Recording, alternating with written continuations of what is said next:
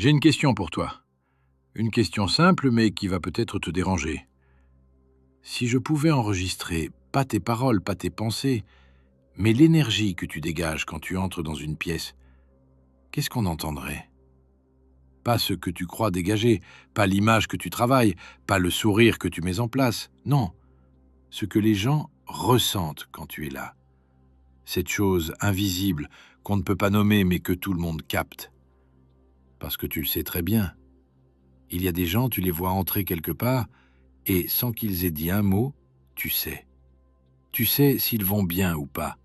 Tu sais si quelque chose est éteint en eux. Ou au contraire, tu sens qu'il y a quelque chose qui brûle, qui rayonne, qui te tire vers eux sans raison logique. On va parler de ça aujourd'hui. De cette fréquence que tu émets en permanence sans le savoir.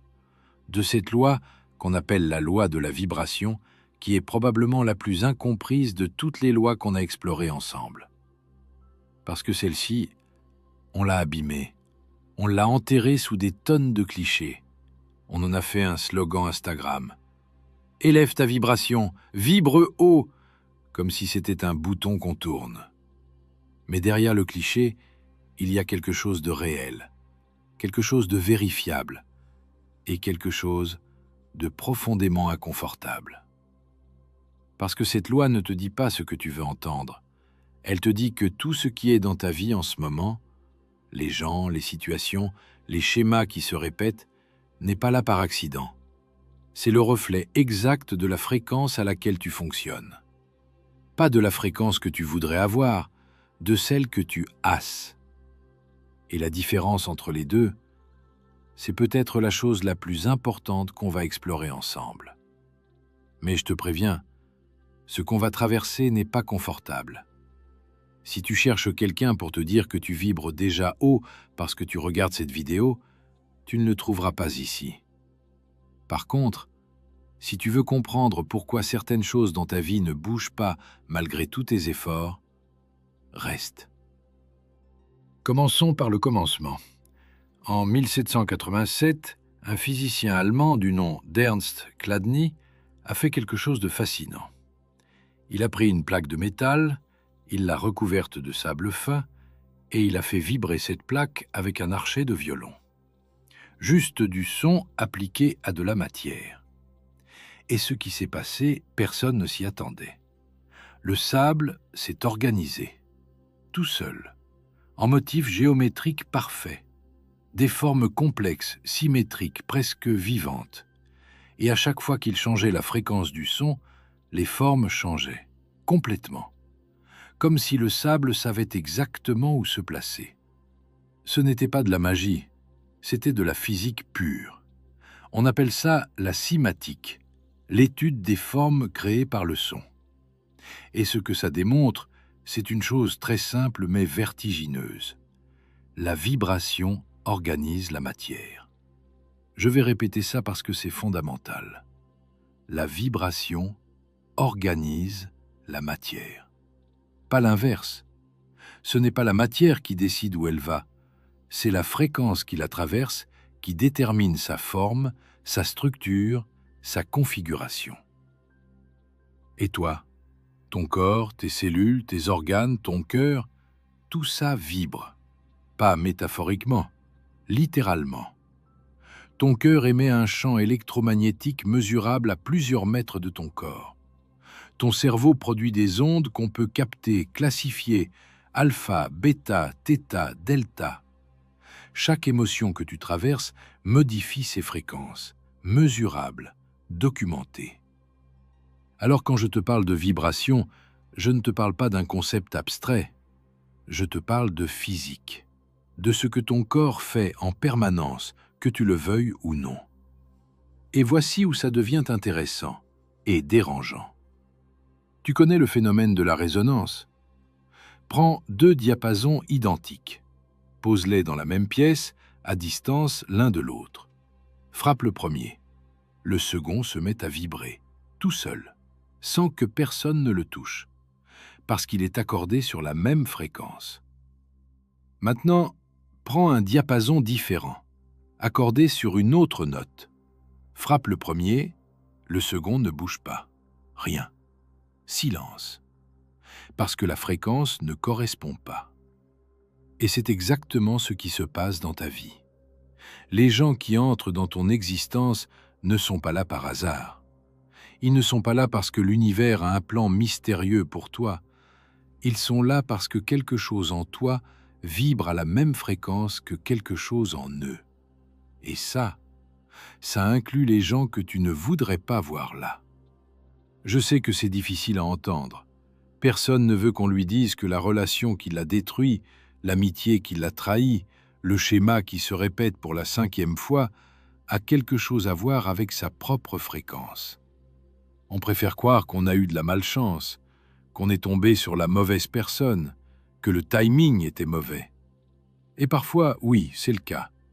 Je ne suis pas là pour te culpabiliser, mais je suis là pour te poser une question honnête. Si les mêmes types de personnes reviennent dans ta vie, encore et encore, est-ce vraiment eux le problème ou est-ce le diapason? Maintenant, il y a un piège énorme dans lequel tombent presque tous ceux qui découvrent cette idée. Et ce piège a un nom très séduisant. La pensée positive. On t'a dit, et je parie que tu l'as entendu 1000 fois, que pour changer ta réalité, il suffit de changer tes pensées. Pense positif. Visualise ce que tu veux. Répète des affirmations devant ton miroir chaque matin. Je suis abondance, je suis amour, je suis lumière. Et puis quoi? Tu fais ça pendant 3 semaines et ta vie n'a pas bougé d'1 centimètre. Les mêmes problèmes, les mêmes schémas, les mêmes gens. Et là, tu te dis que c'est toi le problème, que tu n'y crois pas assez, que ta vibration n'est pas assez haute. Et tu recommences, avec plus de frustration, plus de pression, plus de désespoir masqué en discipline spirituelle. Voici pourquoi ça ne marche pas. Tes pensées ne sont pas ta vibration. Je vais le redire. Tes pensées ne sont pas ta vibration. Ta vibration, c'est ton état émotionnel de base. C'est la fréquence à laquelle ton système nerveux fonctionne au repos. Quand personne ne regarde. Quand tu n'es pas en train de méditer ou de lire un livre de développement personnel. Quand tu es seul, le soir, fatigué, et que les masques sont tombés. C'est ça, ta vibration. Pas tes affirmations du matin, pas tes intentions du nouvel an, pas le tableau de visualisation sur ton mur. Et c'est pour ça que quelqu'un peut répéter « Je suis en paix » 100 fois par jour et vivre dans une anxiété permanente. Parce que les mots disent une chose, mais le corps, le système nerveux, l'état de base, disent autre chose. Et c'est le corps que l'univers entend, si tu me permets cette image. Pense à un instrument de musique. Tu peux écrire la plus belle partition du monde. Des notes parfaites, une composition géniale. Mais si l'instrument est désaccordé, ce qui sort sera faux. Peu importe la beauté de la partition. Tes pensées, c'est la partition. Ton corps, c'est l'instrument. Et ta vibration, c'est ce qui sort réellement quand tu joues. Alors la question n'est pas « est-ce que je pense les bonnes pensées ?» La question est « est-ce que mon instrument est accordé ?» Et pour la plupart d'entre nous, la réponse honnête est non. Parce que l'instrument a pris des coups, des années de coups, des traumatismes qu'on n'a pas traités, des émotions qu'on a enfouies, des deuils qu'on n'a pas faits, des colères qu'on a avalées. Et tout ça ne disparaît pas parce qu'on décide de penser positif. Tout ça reste stocké, dans le corps, dans les épaules contractées, dans le ventre noué, dans la mâchoire serrée la nuit. Tu peux changer tes pensées en 1 seconde, c'est facile. Mais changer la fréquence de ton système nerveux, ça demande autre chose. Et c'est de ça qu'on va parler. Mais d'abord, je veux te raconter quelque chose. Il y a quelques années, j'ai rencontré une femme qui s'appelait Margot. Elle avait 52 ans, professeure de lettres, brillante, le genre de personne dont tu te dis en la voyant qu'elle a tout compris. Calme, posée, articulée, un sourire permanent. Et Margot m'a dit quelque chose que je n'ai jamais oublié. Elle m'a dit « Tu sais ce qui est épuisant? C'est pas ma vie, c'est le personnage que je joue dedans. » Elle m'a expliqué. Depuis l'enfance, elle avait appris à être celle qui va bien, celle qui gère, celle qui n'a pas besoin d'aide. Son père était alcoolique, sa mère dépressive, et très tôt Margot avait compris que si quelqu'un devait tenir debout dans cette maison, c'était elle. Alors elle s'est construite autour de ça. La femme forte, la femme stable, la femme qui sourit. Et elle était bonne dans ce rôle, tellement bonne que tout le monde y croyait, ses collègues, ses amis, ses propres enfants. Mais son corps, lui, ne croyait rien de tout ça. Des insomnies depuis 20 ans, des douleurs chroniques que personne n'arrivait à expliquer, une fatigue qui ne partait jamais, et surtout, cette sensation qu'elle m'a décrite avec une précision chirurgicale. Je me sens comme une radio mal réglée. Je capte du bruit en permanence, du bruit que personne d'autre n'entend. Margot ne vibrait pas à la fréquence qu'elle montrait au monde. Son personnage vibrait haut, fort, lumineux, rassurant. Mais elle, derrière le personnage, vibrait dans une tension constante. Une hypervigilance permanente héritée de cette petite fille qui devait tout surveiller pour que la maison ne s'effondre pas.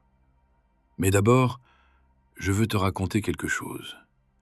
Il y a quelques années, j'ai rencontré un homme qui s'appelait Roland.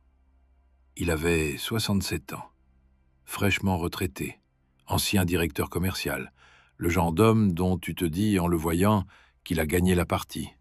Belle maison, belle voiture, enfants qui ont réussi, pension confortable, 40 ans de carrière impeccable, poignée de main ferme, regard droit.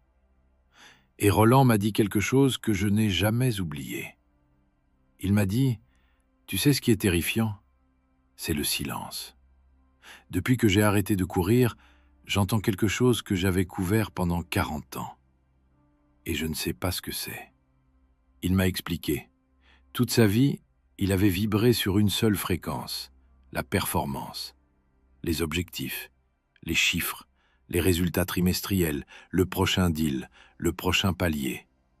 Et cette fréquence, elle était puissante. Elle lui avait tout donné, le respect, l'argent, le statut. Mais elle avait aussi couvert autre chose, quelque chose qu'il n'avait jamais pris le temps d'écouter. Et maintenant que les réunions avaient cessé, que le téléphone ne sonnait plus, que personne n'avait besoin de ses décisions, le silence était devenu assourdissant. Mais son corps, lui, n'avait rien oublié. Des insomnies depuis la retraite, une agitation permanente qu'il ne comprenait pas. Il se levait à 5 heures du matin par habitude, mais il n'avait nulle part où aller. Et surtout cette sensation qu'il m'a décrite avec une précision chirurgicale. Je me sens comme un moteur qu'on a oublié de couper. Je tourne dans le vide, et le bruit que ça fait est insupportable. Roland ne vibrait pas à la fréquence qu'il montrait au monde. Son personnage vibrait dans la maîtrise, solide, fiable, en contrôle. Mais lui, derrière le costume, vibrait dans une anxiété de fond qu'il avait noyée sous le travail pendant 4 décennies.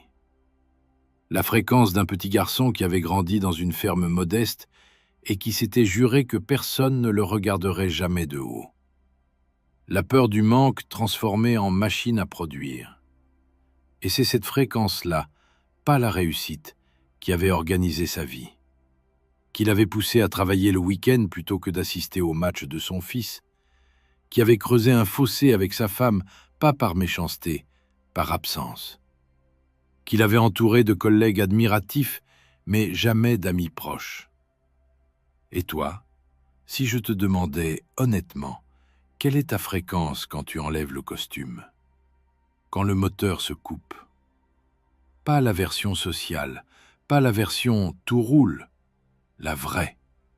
Celle qui reste quand tu es seul avec toi-même et que tu n'as rien à faire, rien à prouver, rien à atteindre. Est-ce que c'est de la paix? Ou est-ce que c'est quelque chose d'autre que tu as appris à ignorer? Je veux te dire quelque chose d'important ici, quelque chose qu'on confond constamment et qui empoisonne toute cette conversation sur la vibration. Il y a une différence immense entre vibrer haut et faire semblant de vibrer haut. On appelle ça le contournement spirituel. Le spiritual bypassing dans la langue de Shakespeare, si tu préfères. C'est quand tu utilises la spiritualité comme anesthésiant, quand tu mets un sourire par-dessus ta douleur et que tu appelles ça de l'élévation. Quand tu refuses de ressentir ta colère parce que la colère, c'est une basse vibration. Quand tu pardonnes du bout des lèvres parce que les gens éveillés pardonnent, alors qu'au fond de toi, tu brûles encore. Et tu sais ce qui est ironique? Ce contournement, cette fausse lumière, cette paix de façade, c'est probablement une des fréquences les plus basses qui existent. Parce que c'est du mensonge à soi-même. Et le mensonge, ça vibre lourd, très lourd. Plus lourd que la colère authentique, plus lourd que la tristesse assumée. Une personne qui pleure honnêtement vibre plus haut qu'une personne qui sourit en se mentant. Ça change tout, non? Parce que ça veut dire que l'authenticité est la haute vibration. Pas la positivité, l'authenticité. Être exactement ce que tu es, même quand ce que tu es n'est pas joli, même quand c'est de la rage, même quand c'est de la peur, même quand c'est de la confusion totale. Parce qu'au moins c'est vrai. Et le vrai a une fréquence que le faux n'aura jamais. Il y a un autre aspect de la vibration dont personne ne parle, et je crois que c'est le plus sous-estimé de tous. Les mots. Pas les mots écrits sur un tableau de visualisation, les mots que tu prononces, que tu répètes, que tu utilises pour décrire ta vie, ton passé, toi-même. Les mots avec lesquels tu te parles, quand personne n'écoute. Les anciennes traditions, les sages védiques, les moines bouddhistes, les taoïstes, avaient compris quelque chose que la science moderne commence à confirmer. Les mots ne sont pas de simples étiquettes, ce sont des vibrations. Littéralement. Chaque mot que tu prononces est une onde sonore qui traverse ton corps avant de sortir de ta bouche. Quand tu dis « je suis nul », ce n'est pas juste une pensée. C'est une vibration qui traverse ta gorge, ta poitrine, ton ventre. Et ton corps écoute. Pas le sens du mot, la fréquence du mot, l'énergie avec laquelle tu le prononces. Masaru Emoto, un chercheur japonais controversé, certes, a photographié des cristaux d'eau exposés à différents mots. Les cristaux exposés à des mots comme gratitude formaient des structures symétriques, presque parfaites. Ceux exposés à des mots de haine devenaient chaotiques, difformes. Qu'on croit ou non à ces méthodes, l'intuition derrière est puissante. Et toi, si ton corps est composé à 60% d'eau, quel effet ont les mots que tu te répètes chaque jour? Je ne te demande pas de te transformer en machine à compliments. Je te demande juste d'écouter, vraiment écouter, comment tu te parles. Quels sont les mots qui reviennent le plus souvent dans ta description de toi-même? Et de te demander, est-ce que ces mots sont justes ou est-ce qu'ils sont des héritages? Des phrases que quelqu'un t'a collées il y a longtemps et que tu continues de porter comme si elles étaient les tiennes. Parce que c'est ça aussi la vibration, c'est un héritage. Tu ne vibres pas dans le vide, tu vibres dans une lignée.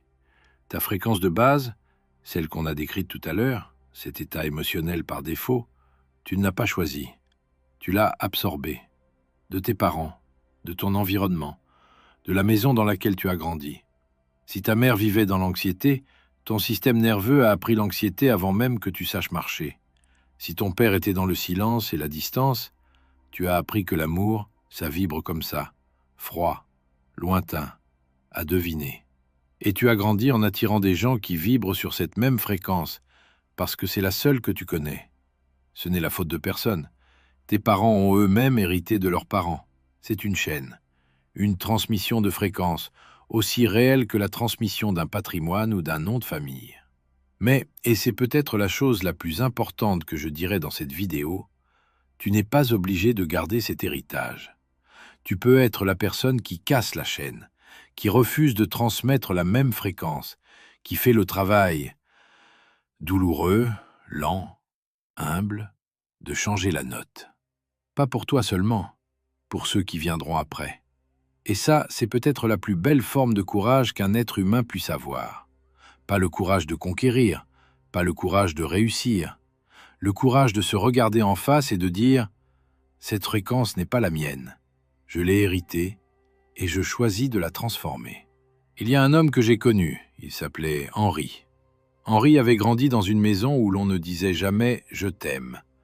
Ce n'était pas par cruauté, c'était par habitude, par pudeur peut-être, par une forme de rigidité émotionnelle qui se transmettait de père en fils depuis des générations. Henri m'a raconté qu'il avait passé les 40 premières années de sa vie incapable de dire ces mots, à sa femme, à ses enfants. Il les aimait, profondément. Mais les mots restaient coincés, comme si sa gorge se fermait physiquement. Et un jour, sa fille de 6 ans lui a dit quelque chose qui l'a brisé. Elle lui a dit « Papa, est-ce que tu es content que j'existe ?» Pas « Est-ce que tu m'aimes ?» Elle ne connaissait même pas cette question. Elle demandait juste si elle avait le droit d'être là. Et Henri a compris, dans ses os, pas dans sa tête, que ce silence qu'il portait n'était pas le sien. C'était celui de son père et de son grand-père. Et il était en train de le transmettre à sa fille. Ce soir-là, il lui a dit « Je t'aime ». Les mots sont sortis cassés, maladroits, presque physiquement douloureux, mais ils sont sortis. Et il m'a dit que c'était le moment le plus difficile de sa vie. Plus difficile que n'importe quel défi professionnel, n'importe quelle épreuve physique. Dire 3 mots. Mais tu sais quoi? Ce moment-là, c'est le moment où Henri a changé de fréquence. Pas en lisant un livre, pas en méditant, en faisant une chose minuscule mais terrifiante, en prononçant une vibration que son corps n'avait jamais émise. Et à partir de ce soir-là, quelque chose a changé dans sa maison. Pas tout d'un coup, pas dramatiquement, mais sa fille est devenue plus légère. Sa femme s'est rapprochée. Comme si, en changeant sa note, tout l'orchestre familial avait commencé à se réaccorder. C'est ça la loi de la vibration dans sa forme la plus concrète. Pas un concept cosmique. Un homme de 40 ans qui dit « je t'aime » pour la première fois et qui, en 3 syllabes, brise une chaîne de silence vieille de 4 générations. Si tu es encore là et que ça résonne, je te demanderai juste un geste simple. Un abonnement ou un partage, ça m'aide à continuer ce travail. Merci d'être là. On continue. Je veux qu'on parle maintenant de quelque chose qu'on comprend mal. On pense que la vibration, c'est une affaire d'énergie, de lumière, de spiritualité éthérée. Mais c'est d'abord une affaire de corps. Ton corps est une archive. Pas une archive poétique, une archive littérale. Chaque expérience que tu as vécue et que tu n'as pas pleinement traversée est stockée quelque part dans ton système. Les neurosciences appellent ça la mémoire somatique. Le docteur Bessel van der Kolk a passé 30 ans à le documenter. Son titre résume tout. Le corps n'oublie rien. Et ce que ton corps a stocké détermine ta fréquence de base beaucoup plus que tes méditations ou tes lectures. Imagine une guitare magnifique, avec des cordes neuves. Mais imagine que quelqu'un, il y a des années, a tordu la caisse de résonance, juste un peu. Pas assez pour qu'on le voie, mais assez pour que chaque note qui en sort soit légèrement fausse. Tu peux changer les cordes autant que tu veux. Tu peux engager le meilleur guitariste du monde. Le son sera toujours altéré. Parce que le problème n'est pas dans les cordes, il est dans la caisse. Tes pensées, ce sont les cordes. Ton corps, c'est la caisse. Et si la caisse est tordue par des années de stress non résolu, de deuil non fait, de colère ravalée, tu auras beau changer les cordes chaque jour, le son ne sera jamais juste. C'est pour ça que des gens peuvent faire 10 ans de thérapie cognitive, travailler sur leurs pensées, leurs croyances, leurs schémas mentaux, et toujours se sentir bloqués. Parce qu'ils changent les cordes, mais ne touchent jamais à la caisse. Et la vibration, elle vient de la caisse, pas des cordes. Alors comment on fait? Si la pensée positive ne suffit pas, si les affirmations ne suffisent pas, si même comprendre intellectuellement tout ce que je te dis en ce moment ne suffit pas, Comment on change sa fréquence? Je vais te dire ce que j'ai observé. Pas une méthode magique, pas 5 étapes pour vibrer haut en 30 jours. Des observations issues de rencontres, de lectures et d'erreurs. Beaucoup d'erreurs. La première chose, et c'est la plus difficile, c'est d'arrêter de fuir ton propre bruit. Tu sais ce bruit que Roland décrivait, ce moteur qui tourne dans le vide. On l'a presque tous, sauf qu'on a trouvé 1000 façons de le couvrir. Le téléphone dès le réveil, la musique en permanence, les podcasts dans les transports, les séries le soir, les conversations qui ne disent rien. Pas parce qu'on aime tout ça, mais parce que le silence est devenu insupportable. Et il est insupportable parce que dans le silence, tu entends ta vraie fréquence. Et souvent, elle n'est pas celle que tu voudrais. La première étape pour changer ta vibration, paradoxalement, c'est de l'écouter telle qu'elle est, sans la juger, sans essayer de la corriger immédiatement, juste l'entendre. C'est comme un médecin. Avant de traiter quoi que ce soit, il doit d'abord écouter, diagnostiquer, sentir où est le problème. Si tu sautes cette étape, si tu passes directement aux affirmations, aux méditations guidées, aux rituels du matin, tu mets un pansement sur une fracture. Ça a l'air propre de l'extérieur, mais rien ne guérit. La deuxième chose, c'est de comprendre que ta fréquence change par l'expérience, pas par la réflexion. Et je vais être très précis ici parce que c'est un piège classique. Tu peux lire tous les livres du monde sur la natation. Tu peux regarder 1000 vidéos. Tu peux comprendre intellectuellement le mouvement des bras, la rotation de la tête, le battement des pieds. Mais tu ne sais pas nager tant que tu n'es pas entré dans l'eau. C'est pareil pour ta vibration. La paix, ce n'est pas un concept. C'est une expérience corporelle. La joie, ce n'est pas une idée. C'est un état physiologique. La confiance, ce n'est pas une croyance. C'est une sensation dans le ventre. Et ces états, tu ne peux pas les penser. Tu dois les vivre, répétitivement, jusqu'à ce que ton système nerveux les reconnaisse comme familiers. Jusqu'à ce que ton corps dise « Ah oui, je connais cette fréquence, je peux m'y installer ». C'est pour ça que les pratiques corporelles, pas les pratiques mentales, sont souvent les plus transformatrices. Le souffle, le mouvement, le contact avec la nature, l'eau froide, le chant, la danse.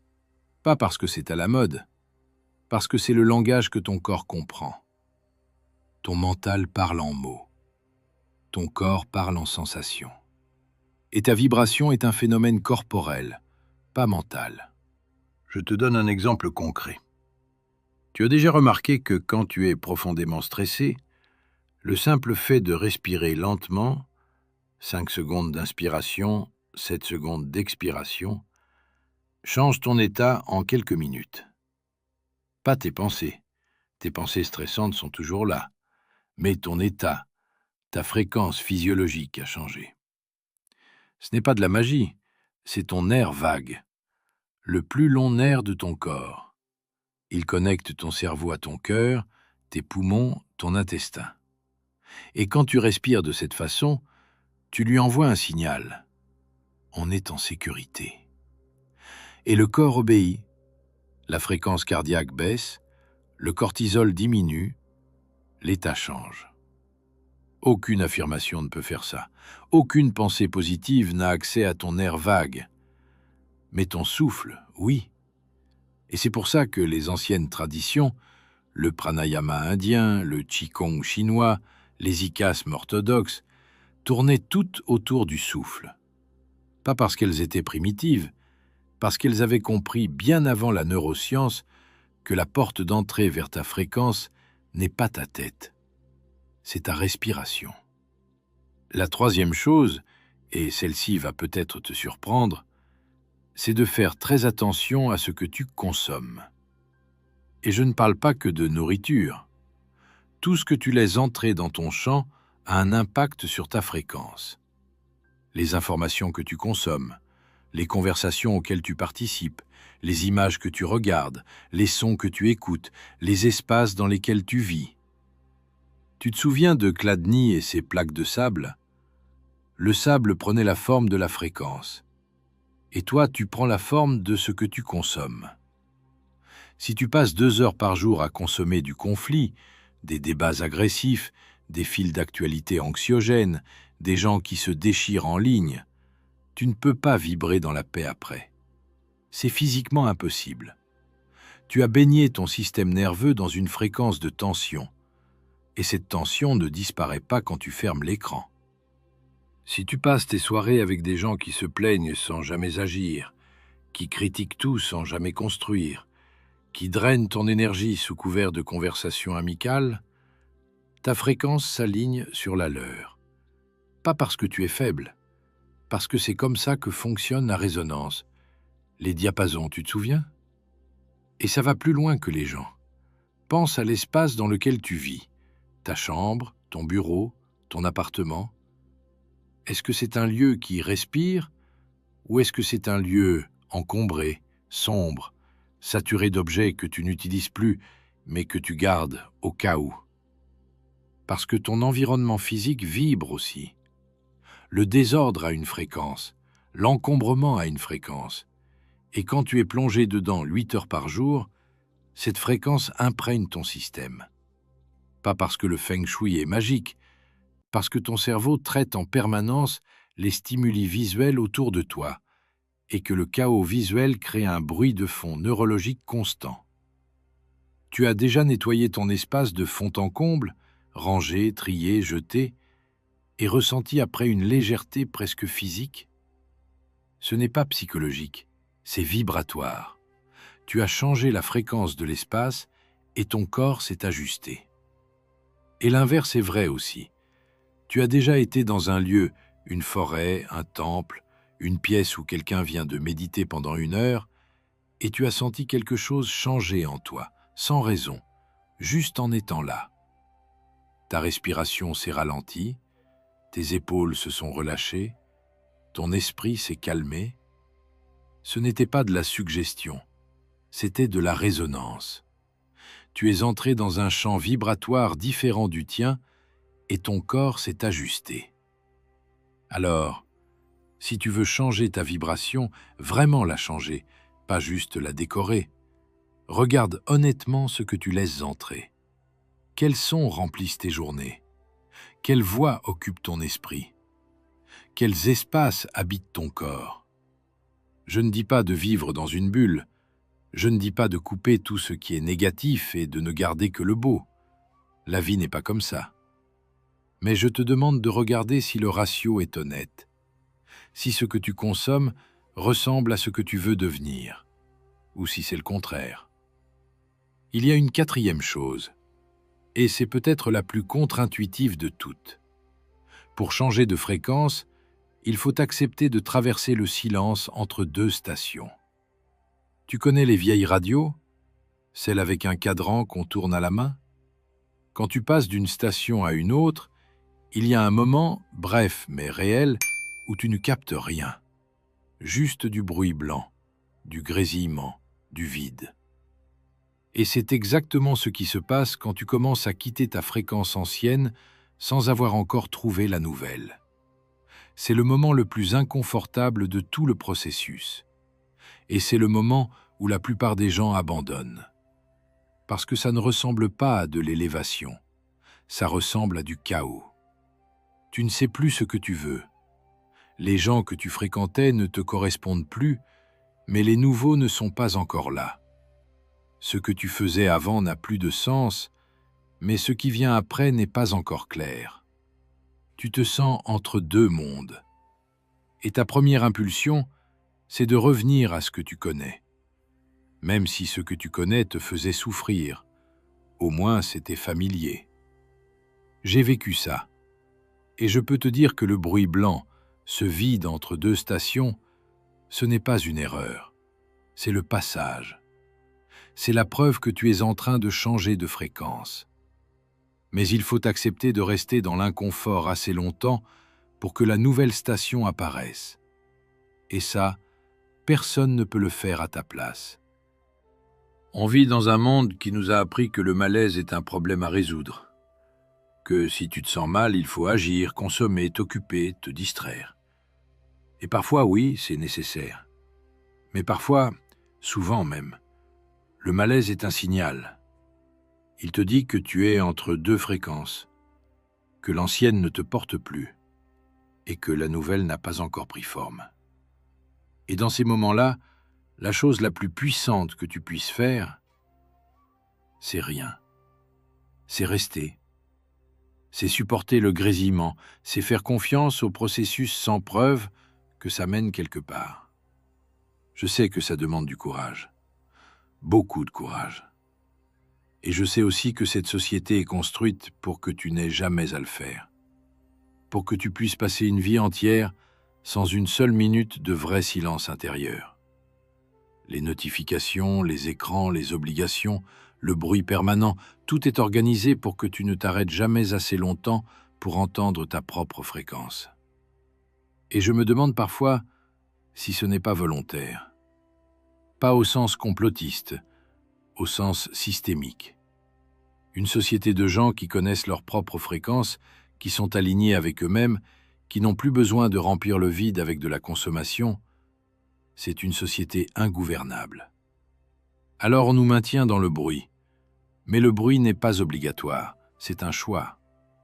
Un choix difficile à faire, mais un choix quand même. Tu peux éteindre, tu peux sortir. Tu peux t'asseoir quelque part où il n'y a rien, pas de musique, pas de voix, pas d'écran, et rester là, avec toi, avec ta fréquence, aussi désagréable soit-elle au début.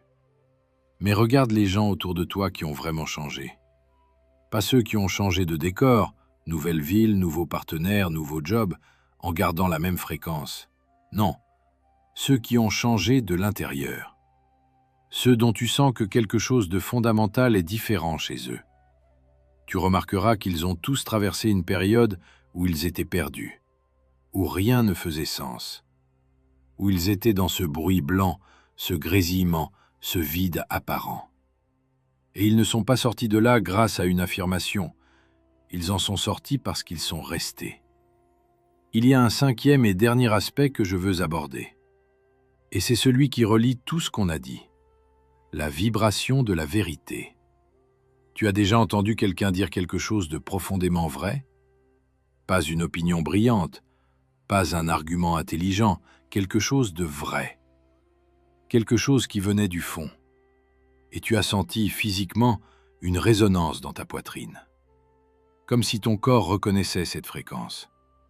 C'est parce que la vérité a une vibration spécifique, reconnaissable.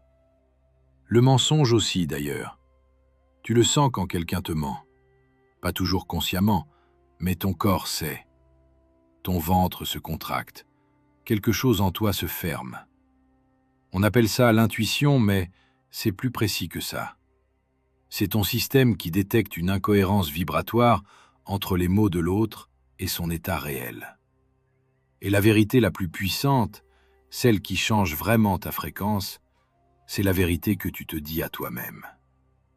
Pas les vérités confortables, les vérités que tu évites. Je ne suis pas heureux dans cette relation.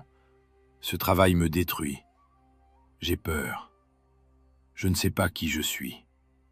Ces phrases-là, quand tu oses enfin les formuler, pas les penser vaguement, les formuler, les dire à voix haute ou les écrire, quelque chose se débloque. Physiquement. C'est comme si une fréquence parasite cessait enfin d'émettre. Parce que le mensonge que tu te racontais depuis des mois ou des années consommait une énergie énorme. Maintenir une fiction, ça demande un effort vibratoire colossal. Et quand tu la lâches, pas la situation, juste la fiction, tu libères cette énergie. Et ta fréquence change. Immédiatement. Pas parce que tu as élevé ta vibration, parce que tu as arrêté de la saboter. On vit dans un monde qui nous a appris que le malaise est un problème à résoudre. Que si tu te sens mal, il faut agir, consommer, t'occuper, te distraire. Et parfois, oui, c'est nécessaire. Mais parfois, souvent même, le malaise est un signal. Il te dit que tu es entre deux fréquences, que l'ancienne ne te porte plus et que la nouvelle n'a pas encore pris forme. Et dans ces moments-là, la chose la plus puissante que tu puisses faire, c'est rien. C'est rester. C'est supporter le grésillement, c'est faire confiance au processus sans preuve que ça mène quelque part. Je sais que ça demande du courage, beaucoup de courage. Et je sais aussi que cette société est construite pour que tu n'aies jamais à le faire, pour que tu puisses passer une vie entière sans une seule minute de vrai silence intérieur. Les notifications, les écrans, les obligations, le bruit permanent, tout est organisé pour que tu ne t'arrêtes jamais assez longtemps pour entendre ta propre fréquence. Et je me demande parfois si ce n'est pas volontaire. Pas au sens complotiste, au sens systémique. Une société de gens qui connaissent leur propre fréquence, qui sont alignés avec eux-mêmes, qui n'ont plus besoin de remplir le vide avec de la consommation, c'est une société ingouvernable. Alors on nous maintient dans le bruit. Mais le bruit n'est pas obligatoire, c'est un choix. Un choix difficile à faire, mais un choix quand même. Tu peux éteindre, tu peux sortir. Tu peux t'asseoir quelque part où il n'y a rien, pas de musique, pas de voix, pas d'écran, et rester là, avec toi, avec ta fréquence, aussi désagréable soit-elle au début. Mais regarde les gens autour de toi qui ont vraiment changé. Pas ceux qui ont changé de décor, nouvelle ville, nouveaux partenaires, nouveau job, en gardant la même fréquence. Non, ceux qui ont changé de l'intérieur. Ceux dont tu sens que quelque chose de fondamental est différent chez eux. Tu remarqueras qu'ils ont tous traversé une période où ils étaient perdus, où rien ne faisait sens, où ils étaient dans ce bruit blanc, ce grésillement, ce vide apparent. Et ils ne sont pas sortis de là grâce à une affirmation. Ils en sont sortis parce qu'ils sont restés. Il y a un cinquième et dernier aspect que je veux aborder. Et c'est celui qui relie tout ce qu'on a dit. La vibration de la vérité. Tu as déjà entendu quelqu'un dire quelque chose de profondément vrai? Pas une opinion brillante, pas un argument intelligent, quelque chose de vrai. Quelque chose qui venait du fond. Et tu as senti physiquement une résonance dans ta poitrine. Comme si ton corps reconnaissait cette fréquence.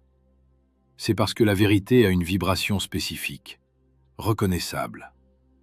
Le mensonge aussi, d'ailleurs. Tu le sens quand quelqu'un te ment.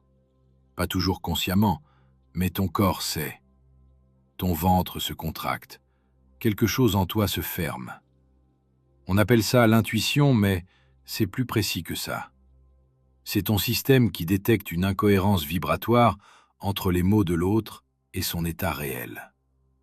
Et la vérité la plus puissante, celle qui change vraiment ta fréquence, c'est la vérité que tu te dis à toi-même. Pas les vérités confortables, les vérités que tu évites. Je ne suis pas heureux dans cette relation. Ce travail me détruit. J'ai peur. Je ne sais pas qui je suis. Ces phrases-là, quand tu oses enfin les formuler, pas les penser vaguement, les formuler, les dire à voix haute ou les écrire, quelque chose se débloque. Physiquement. C'est comme si une fréquence parasite cessait enfin d'émettre. Parce que le mensonge que tu te racontais depuis des mois ou des années consommait une énergie énorme. Maintenir une fiction, ça demande un effort vibratoire colossal. Et quand tu la lâches, pas la situation, juste la fiction, tu libères cette énergie. Et ta fréquence change. Immédiatement. Pas parce que tu as élevé ta vibration, parce que tu as arrêté de la saboter.